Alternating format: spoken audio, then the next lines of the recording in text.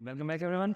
आज हम स्टार्ट करने वाले हैं एक्यूट डिस्निया के डिफरेंशियल्स। इससे जो हमारा अगला लेक्चर होगा उसमें हम क्रॉनिक डिस्निया के डिफरेंशियल्स की बात करेंगे। सो बेसिकली अब आगे आने वाले एक दो लेक्चर्स ऐसे हैं जिनके अंदर हम जो मेन प्रेजेंटिंग कंप्लेंट्स होती हैं हमारे पल्मोनोलॉजी में उनके डिफरेंशियल डायग्नोसिस को एक दफ़ा एक टेबुलर फॉर्म में पढ़ लेंगे। उसके बाद फिर हम हर डिजीज़ की जो मेडिसिन से रिलेटेड और जो हमारे एग्ज़ाम के रिलेटेड डिटेल्स हैं उनके बारे में हम बाद में वीडियो में बना दूँगा, फिर हम उसके बारे में पढ़ लेंगे इंशाल्लाह। अभी हमारे लिए जो टॉपिक हमारा है दैट इज़ एक्यूट डिस्निया। तो इसकी एक छोटी सी डेफिनेशन हम बात करते हैं। एक्यूट डिस्निया का मतलब होता है it is a sensation of इनएडिक्वेट breathing over minutes two hours. यानी कि बहुत एक्यूट सेटिंग में अगर एक पेशेंट को डिस्निया हो रही है, यानी कि शॉर्टनेस ऑफ ब्रेथ आ रही है, रेस्पिरेटरी डिफिकल्टी आ रही है, उसको हम एक्यूट डिस्निया लेबल कर देते हैं। अब इसको हम पढ़ेंगे डिपेंडिंग अपॉन कि कौन कौन सा सिस्टम अफेक्ट हो रहा है। ठीक है, उससे हमारे लिए आसान हो जाएगा। Now affected system can either be airway, it can be our pulmonary system यानी कि लंग्स बजाते खुद इन्वॉल्व हो गए, इट कैन बी कार्डियोवैस्कुलर,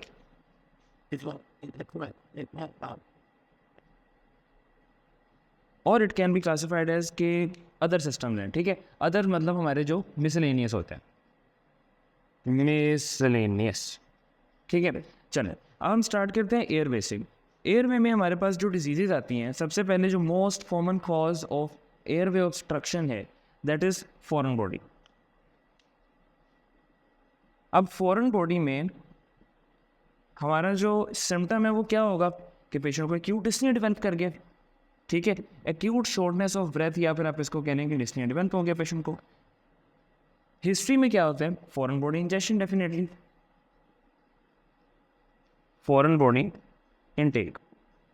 और मुमकिन है कि पेशेंट आपको ये हिस्ट्री खुद से ना बता सक रहा हो। कई दफ़ा हमारे पास जो upper airway obstruction due to foreign body है, ये बच्चे बहुत ज़्यादा आते हैं, पीड्स के अंदर ये केसेस बहुत ज़्यादा रिपोर्ट होते हैं, या फिर ईएनटी में पेरेंट्स बच्चों को लेके आते हैं।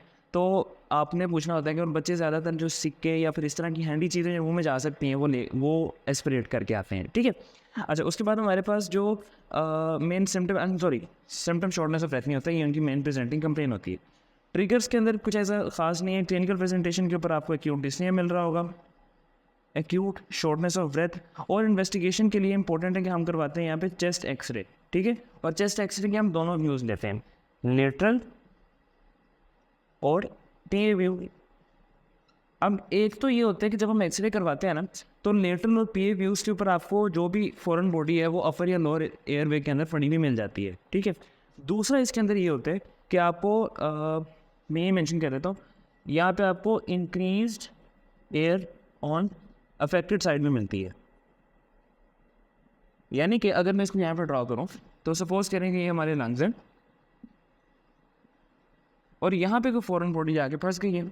ठीक है, अभी जो फॉरेन बॉडी होती है ये वन वे वेल्व का काम करती है, यानी कि जो एयर है वो एंटर कर सकती है, लेकिन जब वो लीव करना चाहती है तो ये एयर वे आगे ऑब्स्ट्रक्ट कर देती है। तो उस साइड का जो आपका लंग है वो हाइपर इन्फ्लेटेड हो जाता है और वहाँ पे एयर ट्रैप होना स्टार्ट हो जाती है। This is not very important कि ये हर केस के हर फॉरेन बॉडी एस्पिरेशन में यही प्रेजेंटेशन आए, लेकिन it is one of the findings जो आपको पता होनी चाहिए कि फॉरेन बॉडी के अंदर कई दफ़ा हाइपर इन्फ्लेटेड लंग भी मिल सकता है आपको। ठीक है, चलिए so this was our discussion about foreign body. Foreign body के बाद जो हमारी दूसरी important disease that is related to upper airway है। मैंने सिम्टम नहीं मेंशन किया, मैं सिम्टम तीनों डिजीज़ के इकट्ठे लिखूँगा।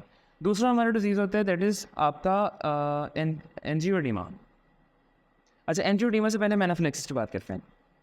एनाफिलेक्सिस, जो एनाफिलेक्सिस होते हैं, anaphylaxis is basically a condition जो कि एक तरह से एक एलर्जिक कंडीशन है और पेशेंट एक्यूट डिस्निया के साथ तो आएगा ही, लेकिन एक्यूट डिस्निया के साथ पेशेंट की प्रेजेंटिंग कंप्लेन में मजीद चीज़ें भी होती हैं। अच्छा, सबसे पहले जो हम बात करते हैं क्लिनिकल फाइंडिंग्स में, पेशेंट को होगा एक्यूट डिस्निया। एक्यूट डिस्निया के साथ एनाफिलेक्सिस के केस के अंदर जो बहुत इंपॉर्टेंट फाइंडिंग है दैट इज़ हाइपोटेंशन, और हाइपोटेंशन के साथ आपको डिफ्यूज अर्टिकेरिया मिलता है। ठीक है, अब इसके अंदर हिस्ट्री और ट्रिगर्स इंपॉर्टेंट है क्योंकि हमने एनजीओ जो आपका एनाफिलेक्सिस है इसको मोस्टली हम डायग्नोज करते हैं आपकी हिस्ट्री और हिस्ट्री के ऊपर और ट्रिगरिंग फैक्टर्स के ऊपर। हिस्ट्री क्या होती है? पेशेंट को एयरट्रोफी की हिस्ट्री होती है, ठीक है।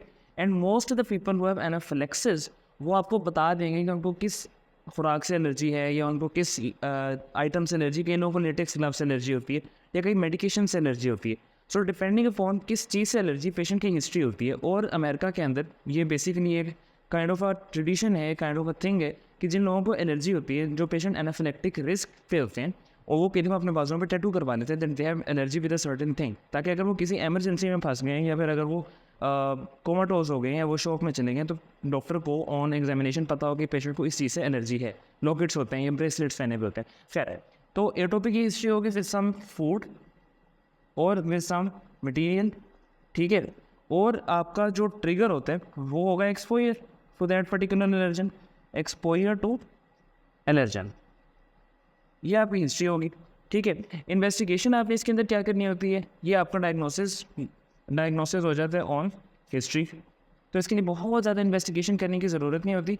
जो आपके पास एनाफिलेक्सिस होता है कई दफ़ा ये एमरजेंसी सेटिंग में ही आता है एंड आपने इसको मेडिकल एमरजेंसी के तौर पे ही ट्रीट करना होता है, ठीक है।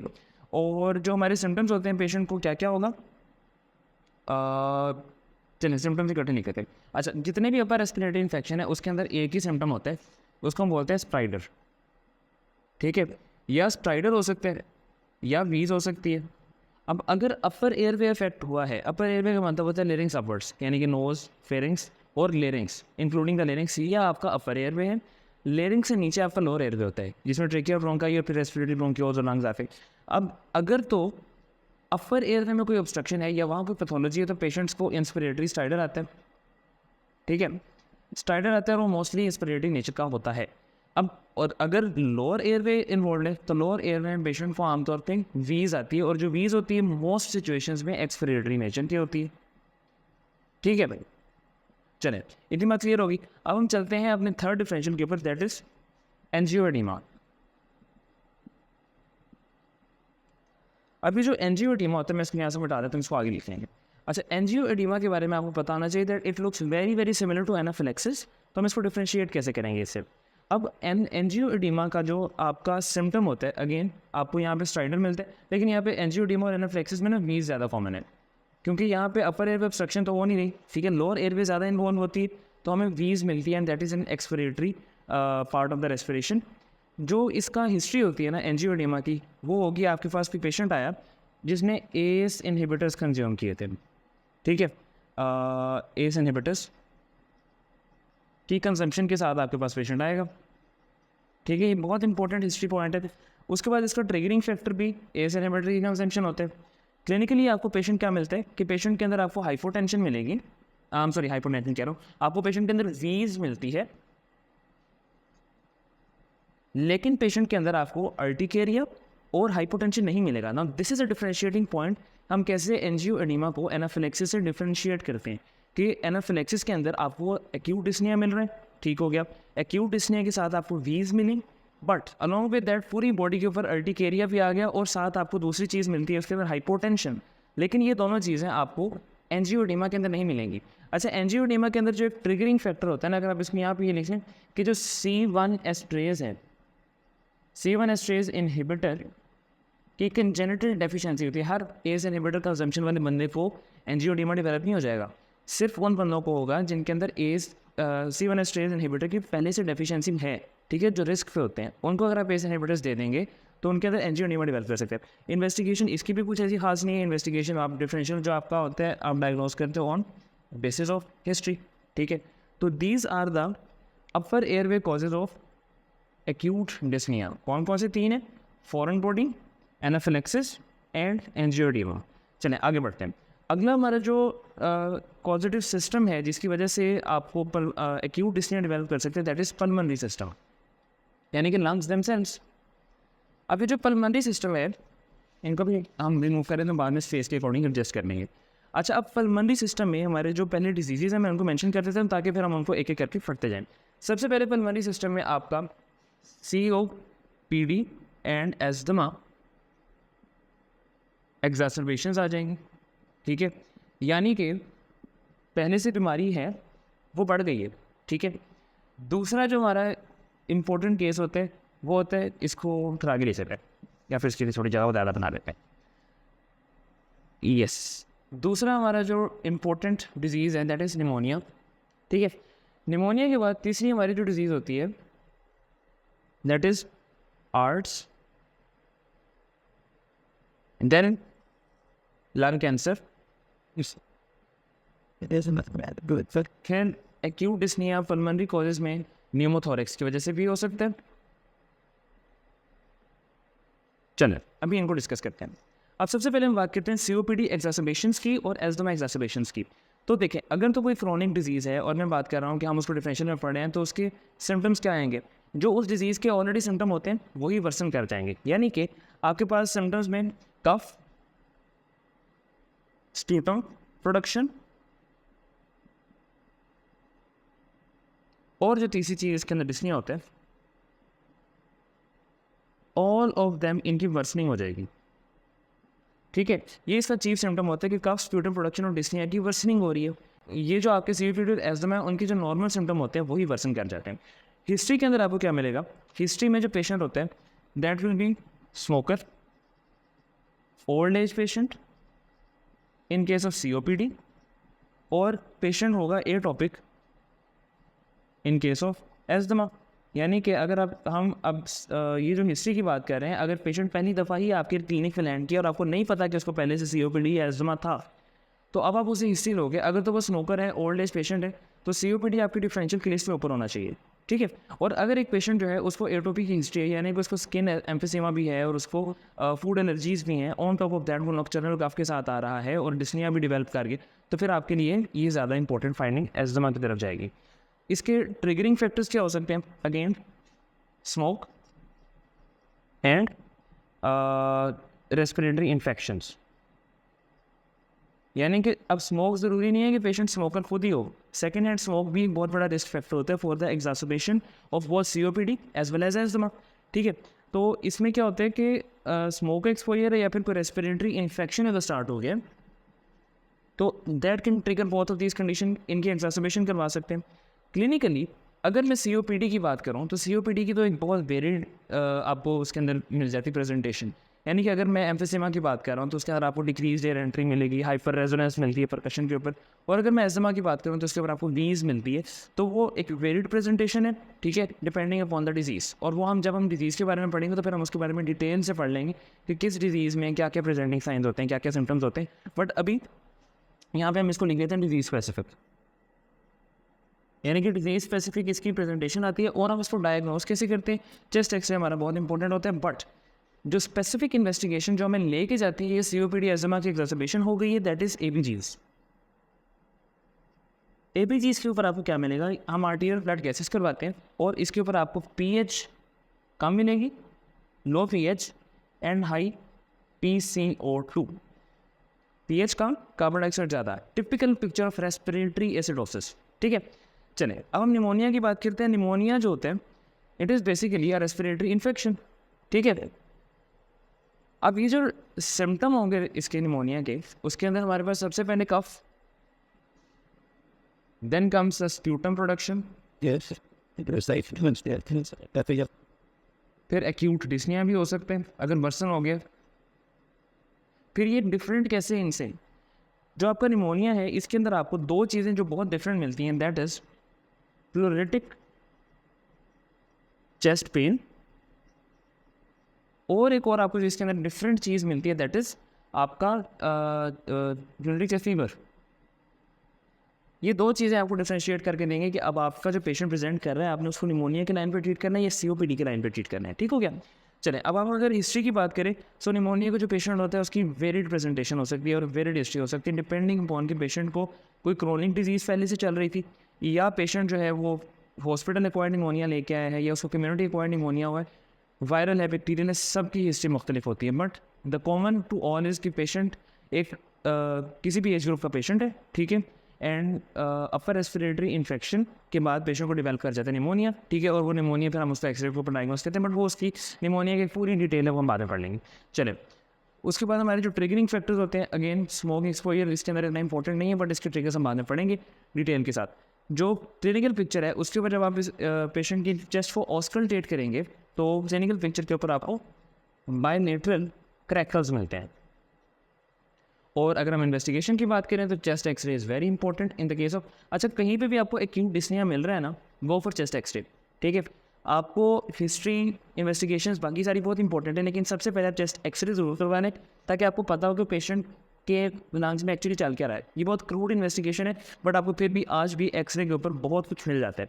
अब अगर हम एक्सरे करवाएंगे इन द केस ऑफ निमोनिया तो हमें क्या मिलेगा, कंसोलिडेशन का पैच, डिपेंडिंग ऑन कि कौन सा लोब और किस साइड का लोब इन्वॉल्व हो रहा है। अच्छा साइड से मुझे याद आया कि जो आपकी फॉरेन बॉडी इंजेक्शन है ये मोस्ट कॉमन की साइड पे होती है, राइट साइड पे, बिकॉज आपका जो राइट ब्रोंकस होता है उसकी जो एनाटमी है वो थोड़ा ज़्यादा स्ट्रेट होता है, ठीक है, ज़्यादा इन लाइन विद ट्रेकिया होता है, ऑल्दो बेंट होता है but in line with trachea होगा।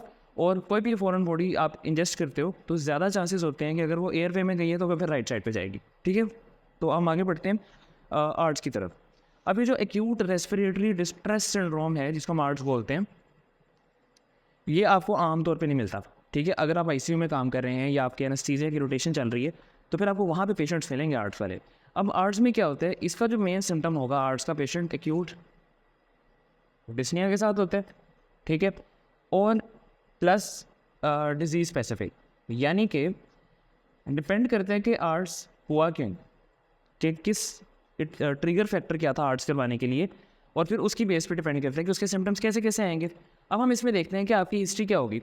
हिस्ट्री और ट्रिगर्स को हम इकट्ठे ही पढ़ लेते हैं इसके अंदर। अब इसके अंदर पेशेंट को या तो सेप्सिस हो सकता है, ठीक है, या पेशेंट की ट्रॉमा की हिस्ट्री हो सकती है, या ट्रांसफ्यूजन की हिस्ट्री हो सकती है, या फिर पेशेंट की पैंक्रेटाइटिस की हिस्ट्री हो सकती है। सो ये चीफ ट्रिगरिंग फैक्टर्स हैं फॉर कॉजिंग आर्ट्स। अदर भी होते हैं लेकिन जो हम मेन जो मोस्ट कॉमन की बात करें तो ये 4 फैक्टर हैं जिनकी वजह से पेशेंट में आर्ट्स डेवलप हो सकते हैं, ठीक है।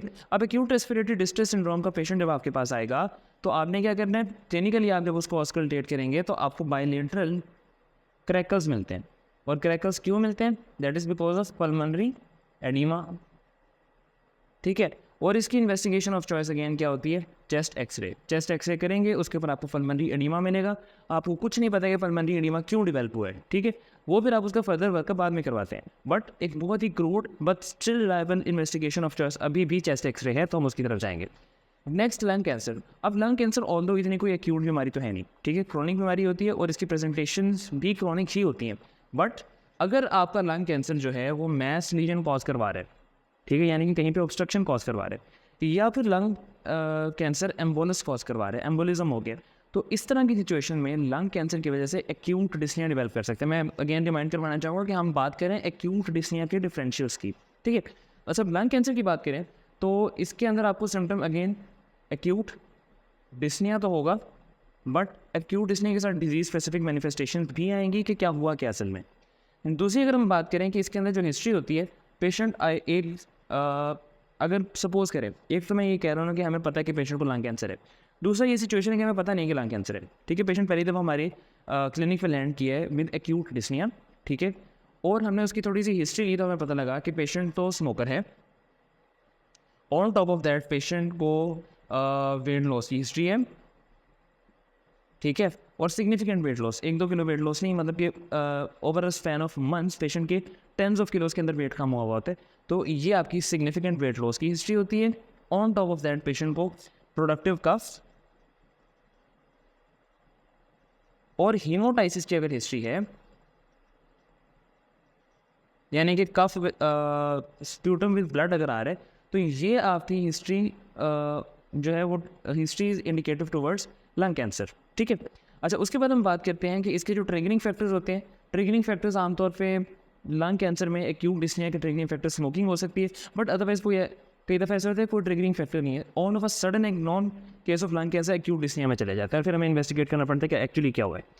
इन्वेस्टिगेशंस अगेन चेस्ट एक्सरे करवाते हैं और चेस्ट एक्सरे के ऊपर आपको क्या मिलेगा, मैस लीजन, ठीक है, डिपेंडिंग अपॉन किस साइड का एक्सरे है। और कई दफ़ा ये भी होता है कि आपको जब कैंसर होता है ना तो उसके अंदर एक्सरे क्लियर मिल जाता है, ठीक है।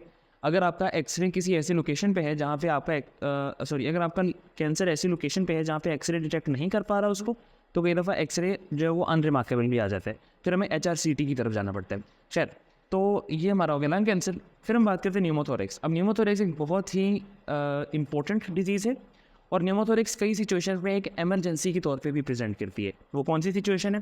Tension pneumothorax. बट न्यूमोथोरिक्स एक बहुत इंपॉर्टेंट टॉपिक है और इसकी बहुत ज़्यादा डिटेल आने वाली है आगे, तो अभी मैं इसको बहुत डेप्थ में नहीं जाऊँगा। अभी सिर्फ आपको एक बताने का मकसद है कि एक्यूट डिस्निया के पल्मोनरी डिफरेंशियल में न्यूमोथोरिक्स को भी आपने कंसिडर करना है। अब इसके सिम्टम्स क्या होते हैं? पेशेंट को डिपेंड करते हैं कि न्यूमोथोरिक्स किस टाइप का है, ठीक है। एक्यूट डिस्निया तो होगा, ठीक है। एक्यूट डिस्निया के साथ एक मिनट, एक्यूट डिस्निया पेशेंट को है। अब एक्यूट डिस्निया के साथ न्यूमोथोरिक्स में और क्या हो सकते हैं?